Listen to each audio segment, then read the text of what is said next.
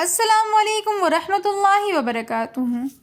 آج کے سبق میں ہم لیسن 6 کی چوتھی لائن کو پڑھنا سیکھیں گے۔ آئیے اپنے سبق کا آغاز کرتے ہیں تعوذ اور تسمیہ کی تلاوت سے۔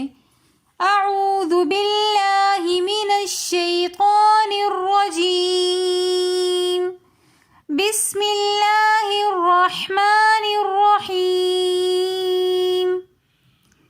ذال زبر ذا، ذال کے زبر کو ہم نے کھینچنا نہیں ہے اور جھٹکا نہیں دینا اور مجھول نہیں پڑھنا۔ اب کھینچنا ذال زبر ذا، تو یہ ہم غلط پڑھ لیں گے، ہمیں ایسا بالکل بھی نہیں پڑھنا۔ جھٹکا نہیں دینا، جیسے ذال زبر ذا، تو ہم نے یہاں پر زبر کو جھٹکے کے ساتھ پڑھا جو کہ غلط ہیں۔ مجھول زبر کے اندر تو نہیں ہوتا اکثر عام طور پر، لیکن زیر کو اکثر لوگ مجھول کر دیتے ہیں۔ تو زبر زیر پیش تینوں کو پڑھتے وقت ہمیں اس بات کا خیال رکھنا چاہیے کہ ہماری حرکات مجھول نہ ہوں۔ ذال زبر ذا، ذال کو نرمی کے ساتھ پڑھنا ہے۔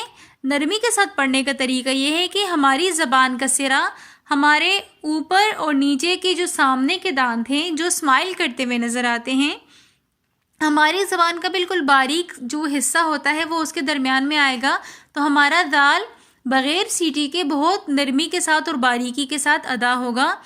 ذال زبر ذا، کاف زبر کا، ذکا، را زبر را، را کے اوپر زبر ہے تو اس لیے را کو ہم موٹا کر کے پڑھیں گے۔